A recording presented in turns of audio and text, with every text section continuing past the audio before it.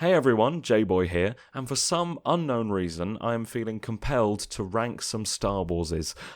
It's not the most original idea of all time, but I kind of wanted to see what the TV shows and the movies look like in the context of the wider Star Wars landscape. I think recency bias is always at play when we're talking about these things, both in a positive and a negative sense. I think when something's out and it's bad, it's, oh, this is the worst thing I've ever seen, and when it's good, it's, this is the best thing I've ever seen. So I think taking a step back and looking at it is something I want to do and something that I think would be fun. I thought maybe I could do it for May the 4th this year, but May the 4th falls on the same week that The Bad Batch is finishing, so I kind of want to be talking about the more current Star Wars then, so why not just do this now? I mean, it's a good opportunity as well to fill this week because it's been a very busy time, and I've got a Muppet video coming up that I kind of want to get right, so I'm not going to rush that one out for today. So I thought, what a great, convergence of circumstances that allows me to now look at Star Wars and put them in a definitive tier list. So I've put everything I want to talk about into release order here, and I thought I could just work through them in sequence there and give a little bit of a justification to what may seem like my madness, but is actually a very well thought out and not at all spur of the moment decision to place things where I want to place them. So let's start with A New Hope. I almost think, and this is going to sound like a ridiculous thing to say, I almost think that A New Hope is underrated, which is again stupid. It's Star Wars, but I think in the context of Star Wars fans and Star Wars fan discussion, we look at this as a Star Wars movie when we shouldn't. We should just look at it as the Star Wars movie.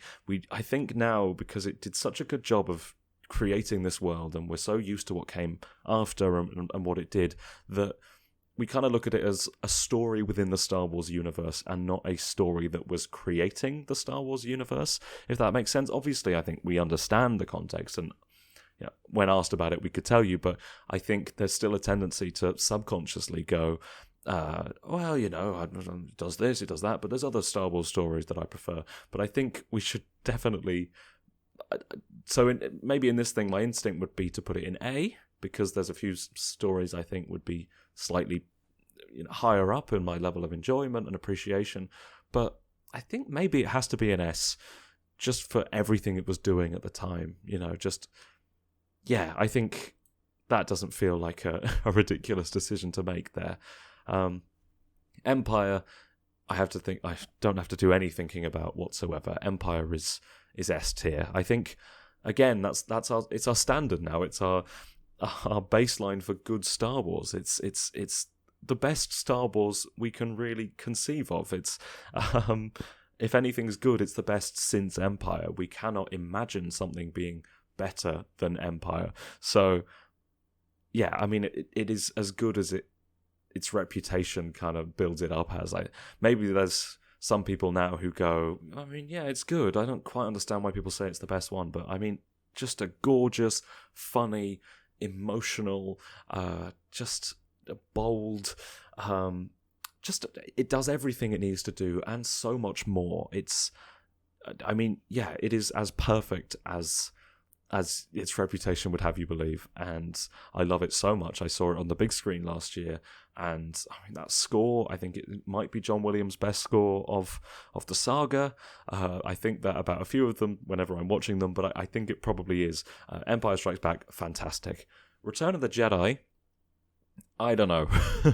I think in some ways it's doing the best stuff that is in the whole saga. Everything with Vader, Luke, the Emperor, all that throne room stuff, that's as good as it gets.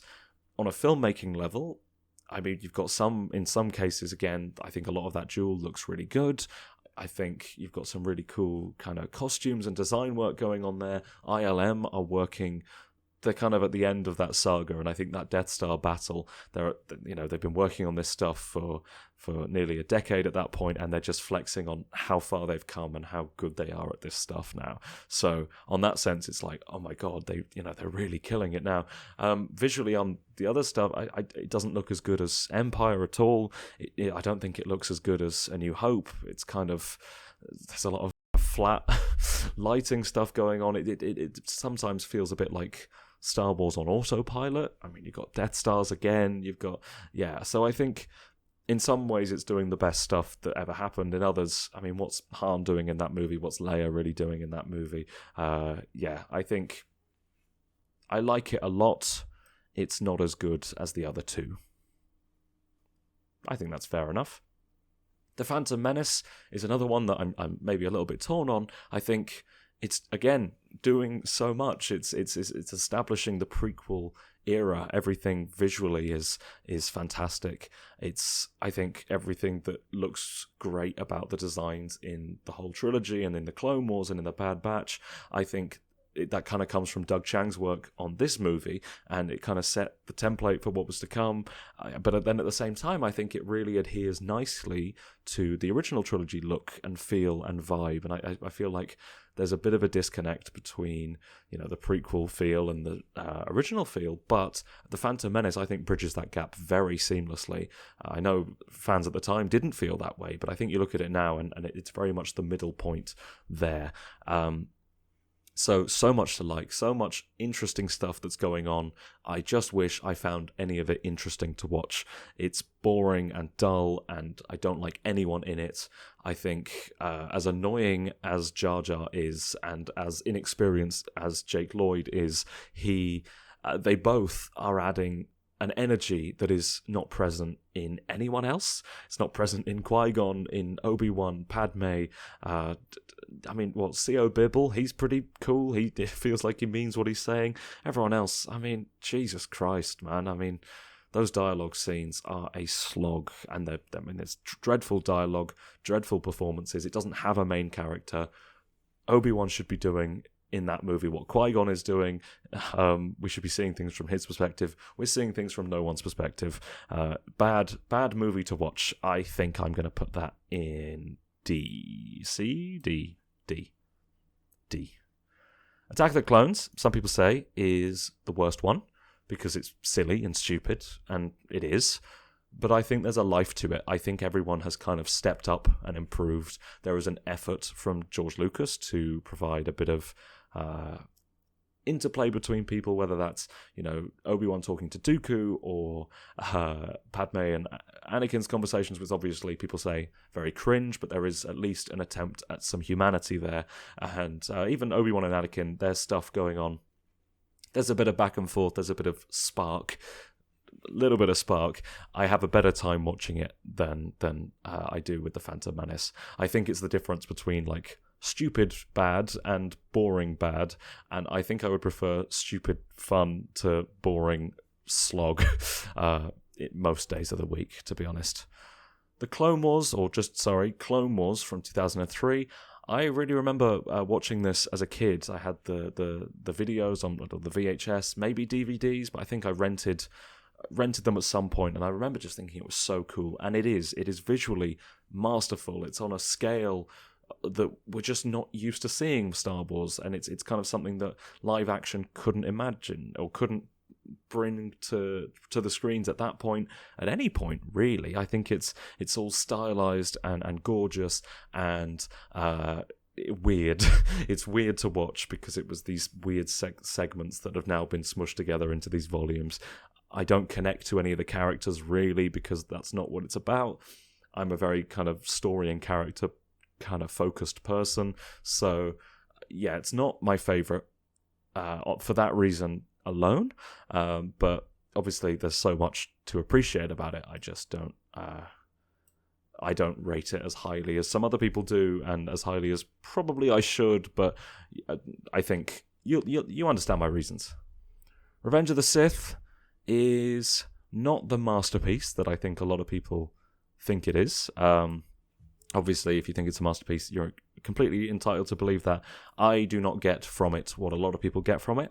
What I do get from it is a pretty good time, and I think it's kind of when the prequels truly find their feet as far as vibes go, as far as making something that I enjoy, like I really enjoy watching. And the character stuff is still, I think, lacking. I think a lot of what happens with Anakin is kind of weird and unfocused. I think once you know the reshoots and the rewrites that happened to slightly change his motivation, I think the unevenness of the script kind of makes sense. I think, obviously, Padme is dreadfully handled in that film.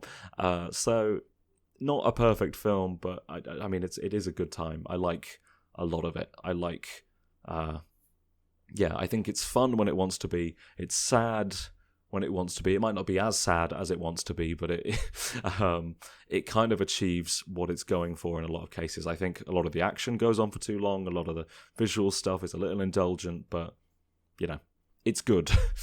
It is good. I don't think it's great, but it is good. Clone Wars. I've lumped the movie and the TV show in together because I think they're the same thing. I think treating the Clone Wars movie like a movie is cruel. The show, it's great. Sometimes. It's a good time that I enjoy watching, and I'm glad exists, and it's not as good as anyone thinks. That's one where I will just firmly say, if you think the Clone Wars is the best Star Wars ever, you don't watch the Clone Wars very often. You maybe watched it once, and you remember the good bits. That's not even me saying that once you've skipped all the filler episodes, it's not about filler versus plot. It's about, I don't know, a lot of it is rough. The dialogue pretty consistently is just kids show dialogue, and I think that's fine. That's what it is. But I think as it matures and as it does that, in some aspects, the show is not keeping up with its new levels of maturity. It's not gaining a kind of a mature writing style to deal with its mature concepts. And I think that's something that also led to The Bad Batch being a little uneven on that front as well. But it's doing so much that I really, really love. And some all-timer Star Wars stories and concepts there. That's a B. That's a safe B. Rebels, I prefer. I think it is a more consistently good show. I don't think its highs are as high. I don't think its lows are as low. And I think its general standard, you switch on an episode of Rebels, I think, you can't boil this down to maths, but I think its average, your average Rebels episode is better than your average Clone Wars episode. I like the characters a lot. I think the fact that we're able to fully develop them in this show and not just be in between bits for two movies like the Clone Wars were, I think that's something that gives this show a real edge. It's like, okay, we can take Ezra and do whatever we want with him. We can take Kanan and do whatever we want because he's our character. Whereas Obi-Wan and Anakin in the Clone Wars, it kind of just feels like they're getting warmed up to go into a story that we're already familiar with. So in that sense, I think Rebels is really excellent and does excel. So, I think this is an A. I think it's an A. So I think by the time I've realised that I've put these in the lovely portrait poster versions, and by the time I've got something in each tier, we won't be able to see everything in one frame. But that's fine. This is a low-effort video, but I hope you're having fun. We had The Force Awakens already. This is crazy, because The Force Awakens to me feels so recent, but it's like the 7th entry here or whatever, and probably more than the 7th entry, because there's some shows. But then we've got about 15 things that come after it by the looks of it. So, Force Awakens, I'm so interested by, because I think about it and I have all these kind of critical thoughts, and I go, well, it failed in this regard. I don't think it was quite interested in setting up a good galactic status quo. I think it's doing a lot of the same things that A New Hope is doing. I think its place in the wider saga is limited by J.J. Abrams' pretty overt hate of the sequel, the prequel trilogy. I think it's not interested in paying off any of the things it's setting up. I think it fails Finn. In a sense, it fails Rey, because it kind of places a lot of her worth in this mystery. And I think all these things, and I feel really clever about it. And then I watch the movie, and I have a fucking great time. I think it's a really good film. I think it's Star Wars at some of its most exciting, its most fun. It's really funny. It's got this great emotional heart to it. It might be Harrison Ford's best movie as Han. I think it's introducing so many great new characters. I think, I think we credit a lot of with The Last Jedi. We say, "Oh, look what it takes, where it takes Rey, or look where it takes Ben Solo." How can I say that and then shit on the movie that invented Ben Solo as a concept? I think, yeah, The Force Awakens is great. I will stand by this, and yeah, I'd love to do a full big video on it next year, maybe for the 10-year anniversary. So look forward to that, because I sure do. What's next? Rogue One. This is a Rogue One, isn't it? Rogue. Again, anyone who's followed this channel for long kind of knows my opinion on Rogue One. It's fine. See, this is a good reason to do the tier list, because I get a reason to talk about Rogue One just as its own thing, and not in comparison to, well, no, not obviously in comparison to other things. Rogue One, I think, is bad for a lot of it. And that's not a case of, the last 40 minutes is the only good stuff. I think there's some good stuff in the second act, but I think it's really, really harmed by a really weak first act. I think all the work that needs to be done to make the payoffs land isn't done in the first act. I think so much time is wasted jumping from planet to planet on shit that doesn't matter. There's 3 or 4 scenes between Bodhi Rook and the Saw Gerrera partisans, one with his goons and one with 2 or 3 with Saw, and they don't go anywhere, they don't matter, and they're just Ball Gullet. What the fuck is going on there? All of that just to not really matter, and all of that taking us away from Jin and from Cassian. He's got a laughable arc in that movie, really, because it's so disjointed, I suppose. But then the stuff at the end is all great, and I enjoy watching it, and it's suddenly fun, and it's suddenly good, and the emotional beats are good. I just wish I cared about the people involved in them. So, not a bad movie by any means, but I wish it was as good as it could have been, based on the potential that is clearly there by how high the highs are. The Last Jedi is objectively a cinematic masterpiece. If you want to hear more, I did a 2.5 hour video last week. It was for April Fool's Day. It was really just a commentary of the film. But I've talked about The Last Jedi. The Last Jedi is amazing. If you disagree with me, disagree on that video. Boost the engagement there.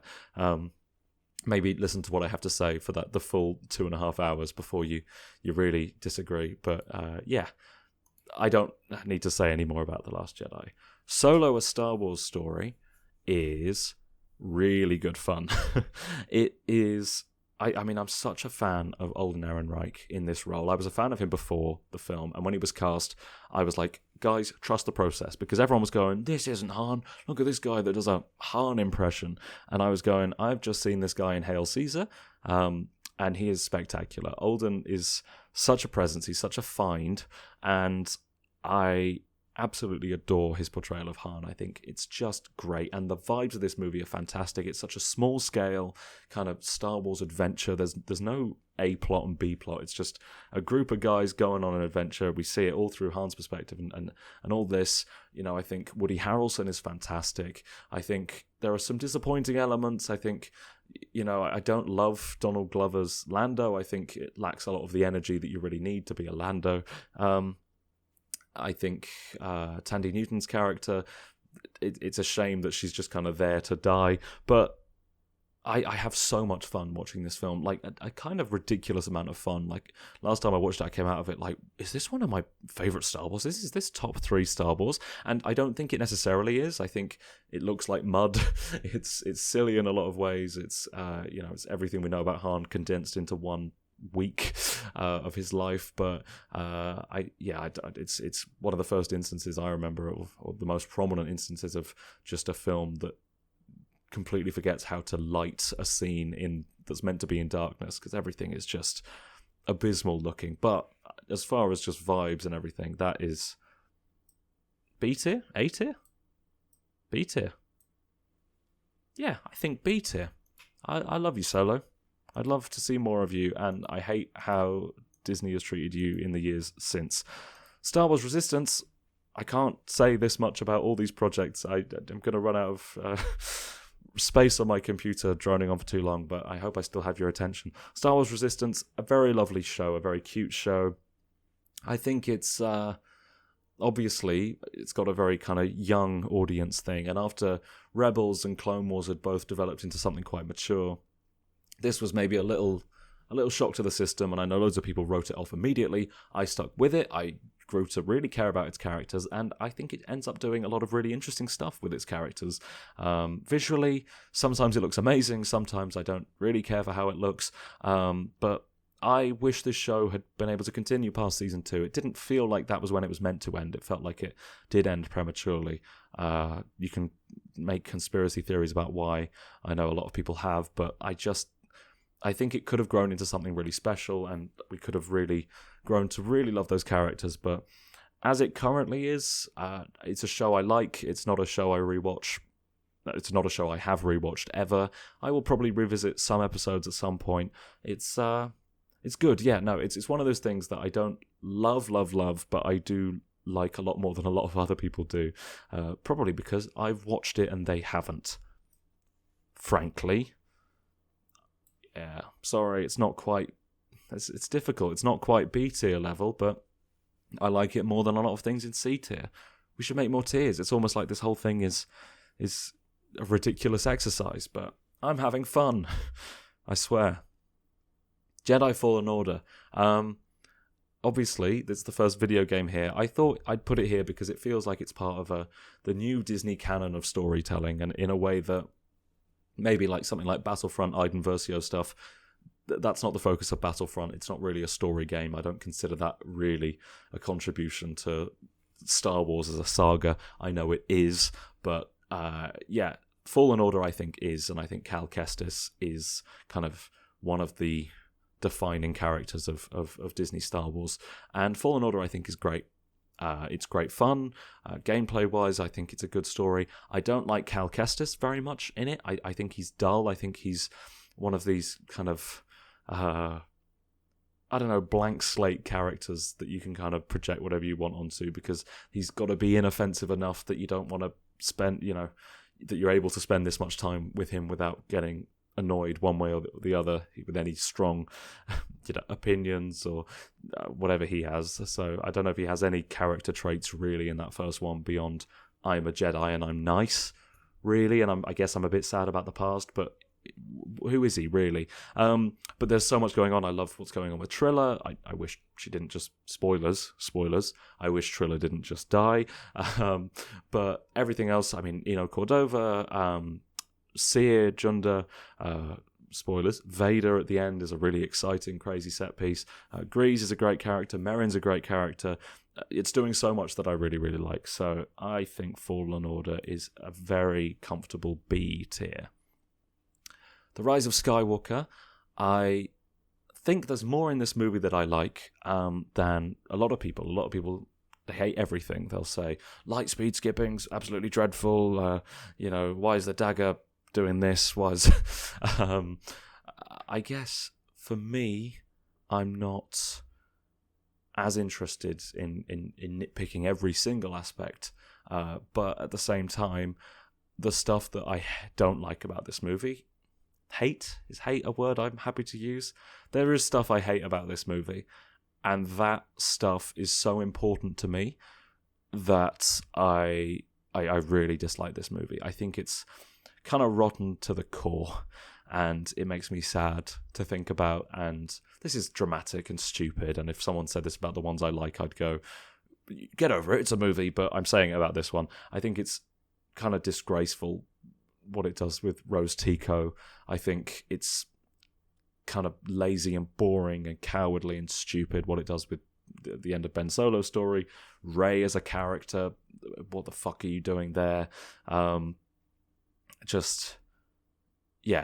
Jenny Nicholson said it made her feel stupid for caring, and that's what that movie did for me at the time, and still does, really, is kind of everything that I enjoyed about the first two movies. It felt like a film aimed at the people who'd hated those two films, The Force Awakens and The Last Jedi, that I'd loved, and to take a trilogy and spend two movies doing proper sequel trilogy stuff, and then the third one going, oh, this is for the people who didn't like that. We're going to fix it for you.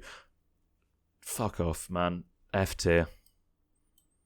And I know there's people that love this movie, either because it fixes The Last Jedi or because it people consider it a fine installment and a fine conclusion to that trilogy. I'm so glad if you think that. I don't think that, and at this point I don't think I ever will. So, where are we at next? The Mandalorian, a show that was pretty good, and then not very good, and then very, very bad. I think this show sucks. I think Din Djarin is the worst Star Wars protagonist of all time. I think he's a fucking moron. He's boring. He's I don't know. The dialogue in this show is disgracefully bad. It is the stupidest, most uninspired, clearly all written by one man. One man who's not interested in what he's writing. Just stories that maybe, when given to someone interesting or competent, could be good, but just never are. There's a few good episodes in there. The Bill Burr episode in season 2, written by Rick Famuyiwa, by the way, so not a Favreau one. Favreau wrote every episode of season 3, so there's not a speck of good in there. No, I don't like The Mandalorian at all. I think it. Sorry, where are we now? 20-something minutes. I'm going to talk about The Mandalorian very quickly. I did this in my roundup of 2023. The show hasn't changed as much as people think it has. It has never been interested in dialogue or character. It's just that it was always style over substance. It's just that the style has kind of fallen to one side and the lack of substance is more on display. I guess then the show has changed, but the characters were never good. The dialogue was never good. Queel the Ugnaught was good. Bill Burr, as I said, is good. Cobb Vanth is cool, but that's entirely from the performance. The scale of the big worm is cool. Everything else is worthless nonsense, and I'm going to put that in F tier alongside Rise of Skywalker. The Bad Batch, it's not done yet. I think whether it's a B tier or an A tier kind of depends on whether it sticks the landing. I think I'm going to talk more about season 3 when it's over and when I actually can form an opinion on it. So yeah, as it stands, I love a lot of the character stuff. I love a lot of the ideas being thrown around in that series. People like Crosshair and Omega, I think, are some of my favourite characters from Disney's Star Wars at all. So for that alone, I've got to put it in B. Maybe it'll go up to an A based on how it ends. Maybe it'll fall down to a C if it ends really atrociously. We will have to see. I'm very excited to subscribe to see that in a few weeks. But yeah, no, I usually recommend this show really highly to people, but obviously now it's kind of in the stage of like, will I recommend this or not? Because anything could happen. Star Wars Visions is up next, very excitingly, and I'm going to do something people might consider a little controversial. S tier. Look at that. Create a single-use tier list. I don't know how to change that text. S tier, Star Wars Visions. It's spectacular. It is conceptually an amazing idea. I can't believe it exists. I can't believe they decided to make it. And then I can't believe that the people they got to make it made things that were this good. So just across both volumes, there is some of my favourite Star Wars ever. Some incredible ideas. It's not limited by the singular vision of Dave Filoni, Jon Favreau, whatever. It is Star Wars ideas from creative people who live outside of the world of Star Wars and have stories to tell within that world, and bringing perspectives culturally, personally, visually to this world of Star Wars that just make the world of Star Wars so rich. I think it might be the best project that Disney have kind of greenlit, or Lucasfilm's greenlit under Disney. Not that it's my favourite to watch necessarily, but just the fact we've got to the stage that 2 volumes of Star Wars Visions short films exist. It just blows my mind, and I hope they just keep doing this forever. And yeah, Star Wars Visions is an absolute triumph. just some of my favourites. The Ninth Jedi, I think, is spectacular. In the Stars is spectacular. God, I mean, it's just hard. Once I start listing them, I want to list all of them. What else did I love in the first one? What was the one? The Village Bride, is that what it's called? I should know what they're called, but yeah, the one with the cool Jedi with the kind of. We're not going to describe them. Just a bunch of great things. Some of the most gorgeous visuals that Star Wars has ever had. Some of the most personal, beautiful stories that Star Wars has had.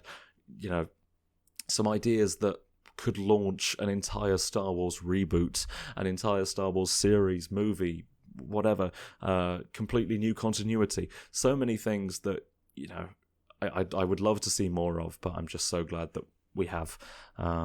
Star Wars Visions, S tier. The Book of Boba Fett. Sometimes I feel like the biggest fan in the world of The Book of Boba Fett, and I don't really like it very much. I think it's better than The Mandalorian. I think it's doing stuff with Boba sometimes that is real and interested in him as a character in a way that The Mandalorian rarely feels interested in Din Djarin. I think the stuff with the Tusken Raiders and the relationship he develops with them. I mean, episode 2 of The Book of Boba Fett is just its own thing. It is just a really fantastic bit of TV. I think it was like so exciting to go, wait, is this show going to be great? Is this show going to be really, really good? And then obviously the whole tribe gets killed and it's just completely used to further Boba's development and push him into the modern part of his story. I felt that the backstory stuff was the strongest, and then what really needed a bit of development was the future, the modern day Boba in Mos Espa story. And there's a point in episode 4 when, you know, we get all caught up with Boba, and it's like, okay, great. So we've had this many episodes of a mixture between flashback and present day. Now we're just going to be able to focus entirely on present day, and that can get the attention it deserves. And Boba as a crime boss can get the attention, because why does he want to be a crime boss? What's going on there? This is a good opportunity. And then we had a surprise Mandalorian episode, and then we had another one, and then it was the finale. So not a great show by any means, but I thought the finale was fun. I think the Mandalorian episode that happens, the interlude, that's pretty good as far as Mandalorian episodes go. I think Boba in that show is kind of laughable, especially in the modern day, but higher highs than the Mandalorian. And I think there's more I like about it. I guess there's less bad stuff purely thanks to the fact there's less of it. But yeah, you know what? Let's put that in D tier. Yeah, okay, D tier. Now we have Obi-Wan Kenobi, a show that disappointed a lot of people because it feels small. It feels like a TV. It looks like dog shit. You can see the volume at all times around the actors. It's rough. It's just clearly hampered by COVID and low budget and script rewrites. And then at the same time, it is so focused on characters having conversations. It's focused on emotions that drive the whole thing, relationships that drive the whole thing, Obi-Wan's guilt, Obi-Wan's refusal to move on, refusal to, I guess, forgive himself enough to move past the past, and how much that changes when he comes into contact with Leia Organa. I think Leia in that show is just such a beautiful portrayal of the character, such a beautiful addition to the character. I think it kind of makes me emotional just thinking about it. Leia is one of my favourite characters, and to have her done so beautifully in that movie, in that TV show, it fills my heart with joy and love and all these things that I don't want to feel about a bad-looking Disney Plus show with a score that feels like it's not allowed to use Star Wars music. But yeah, I do like it more than I sometimes feel I should. I guess it's a guilty pleasure of mine because I watch it and I feel emotions that I know are just kind of building on things that are better, but it's building on them in ways that I think are good enough that I can just kind of give it a thumbs up. So, Obi-Wan Kenobi, B tier. Yeah. All right. B tier. It's got Bail Organa in it, you know? What more could anyone want?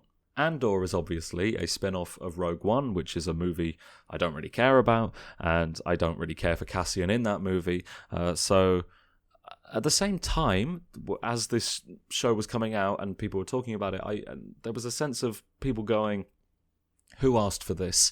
And to me, it was that kind of element of the show that made me the most interested in it, and kind of like, hang on, guys, there might be something to this. And for a while, I was writing a video for the channel, like, Andor might end up being good, and then I never got around to it. It was a very busy year for me, and then Andor came out, and it was good, and that was no longer a hot take.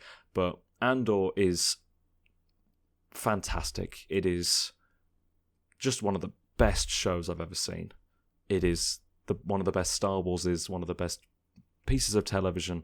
I think it is breathtakingly good. I think the writing, the visuals, the cast is just insane. You've got people that are like 50th build in Andor, you know, like the 55th most important character in Andor, and they're fucking killing it. They are giving the best line deliveries, the most memorable looks, the most, exciting reaction shots. You've got just, I mean, it's split across these multiple arcs across the show, and you've got the stuff on Ferrix, the building of this community, the building of this character, the understanding of Andor and his current situation and where he might end up, the heist stuff where, he's almost radicalized into the fight that he wasn't really expecting to even be in, and then the prison where he radicalizes the people around him, and then the stuff back on Ferrix.